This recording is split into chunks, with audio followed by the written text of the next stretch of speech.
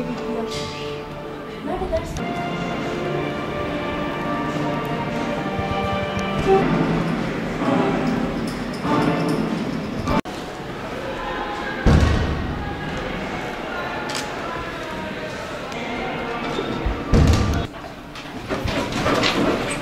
Selamünaleyküm. Aleykümselam. Buyurun oturun.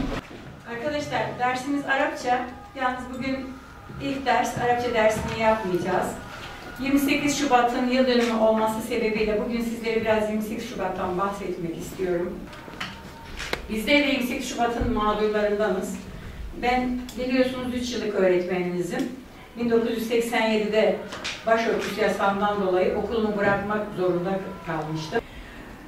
O kadar zulüm gördü ki bu ülkede insanlar. Ortaokul öğrencileri dahi başörtülü oldukları için coplanıyordu. Bu kadar masumane, bu kadar temiz bir eylem için binlerce insan tutuklandı, gözaltına alındı. Biz daha çok onların yüzünden yaftalandık.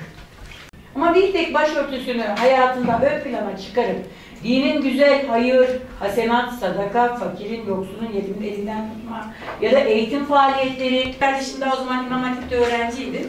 Bunu tutukladılar. Bir gece gözaltında kaldı. Yani inandığı değerler ona canını ortaya koyamıyorsa o davan çok önemli değil aslında.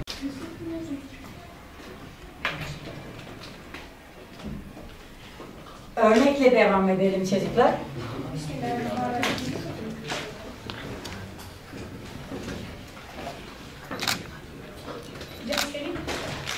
Birincinin başına marifelik tersine gelmesine gerek yok. Çünkü ikinci kelimemiz birinciyi açıklar, belirler nitelikte olduğu için ikinci kelimemizi belirli olarak seçiyoruz. Şimdi kelimelerin altını kırmızıyla çiz. Birinciye muzaf yaz. İkinciye muzaf yaz. 3 yıldır öğretmenlik yapıyorum. Başörtüsü yasağından dolayı lise ile üniversite arasında 24 yıllık bir eğitim kesintisi oldu. 2011 yılında yasakların kalkmasıyla birlikte yeniden üniversiteye başladım. Üniversitemi normal süresinde 4 yılda bölüm ikinciliğiyle tamamladım. İlk yıl girdim KPSS sınavıyla birlikte atandım. Yani düşünebiliyor musunuz? Bir insan Müslüman kimliğini belirten ya da İslami bir çevreye ait olduğunu belirten bir amblemi, bir afişi dahi iş yerine aslamadığı çok zor günlerdi o günler. Ama başörtüler direkt hedefti. Çünkü başörtüsü Allah'ın ayetlerinden bir ayet olduğu için sembolik bir durumu vardı. Yıllardır insanları İslam eğitimi engelliyor, İslam kız çocuğunun okumasını engelliyor diyerekten başörtüsü üzerinden dini karalayanlar, başörtülerin bir üniversite sahasına taşınmasıyla birlikte tıptır, hukuktur, bütün yüksek puanla girilecek üniversiteleri başörtülerin kazanmasıyla birlikte kendi putlarını yemeye başladılar. Düne kadar İslam başörtülünün okumasına engeldi. Ama bugün baklar başörtüler gayet de güzel okuyor ve İslam'ın bir engeli yok. Bu kez hemen tezlerini değiştirdiler. Başörtüleri okuldan men etmeye çalıştılar. Eğer başörtülüysen sana yakışacak görev hastanede, okullarda, iş yerlerinde ancak temizlik ve çay işlerini yapmak. Bunun dışındaki yerlerde başörtülü görüntüyü görmek istemiyorlardı. İşte 28 Şubat bunun savaşının verildiği bir dönemdi. Binlerce gencin idealiyle oynandı. O günler gözyaşının çokça aktığı günlerdi. O günler mazlumun ahının semaları kapladığı günlerdi. Bugün üzerinden bir 20 yıl geçmiş olmasına rağmen adını andığımızda gerçekten tüylerimizin diken diken olduğu, canımızın sıkıldığı, gerildiğimiz günlerdi. Ama şimdi bir zulmedenlerin zulüm boyutu var. Bir de zulüm görenlerin bu imtihandan nasıl çıktığı boyutu var. Evet, başörtüsü için bir mücadele verdik. Ama biz üniversite sahasından men edildiğimiz zaman insanlığımız, dini kimliğimiz yok olmuyordu ki. Hayatın içinde biz kendi kimliğimize yakışır binlerce iş yapardık. Çünkü mazlum, zalimin zulmü varsa mazlumun da Allah'ı vardı. Biz her yerde Rabbimizin koruması ve himayesi altındaydık. Sadece ne yaptık? Akademik çalışmalarımızı bir süre ertelemek zorunda kaldık. Ama hiçbir zaman kimliğimizin gerektirdiği toplumun yararına, insanlığın yararına işlerden hiçbir zamanda geri kalmadık ve güçlenerek çıktık elhamdülillah. 1987 yılında yine liseyi de okul ikincisi olarak bitirmiştim. Lise maceram çok onun da çok büyük hikayeleri var. O dönemde kız çocukların okumasına biraz engel vardı. O mücadeleyi vermiştim lise döneminde de. Onları açtım. Okulumu da büyük bir başarıyla bitirdim. Köyden gelmiştim ama şehirde bir Anadolu Lisesi'ni okul ikincisi olarak başarılı bir şekilde tamamlamıştım.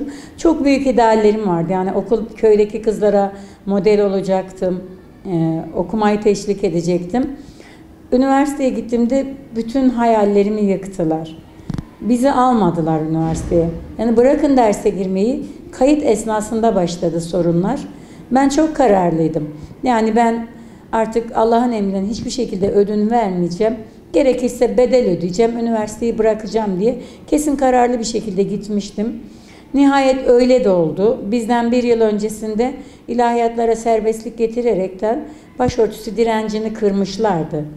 İlahiyatlar kendi haklarını elde edince zaten büyük çoğunluk onlardaydı.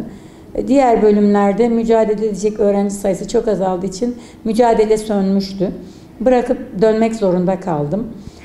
Bu arada tabii zulüm devam ediyordu. Kendim anne oldum. Kendi çocuğum büyüdü. Bu kez kendi çocuğum lisede milli güvenlik derslerinde başını açma imtihanıyla yüz yüze geldi.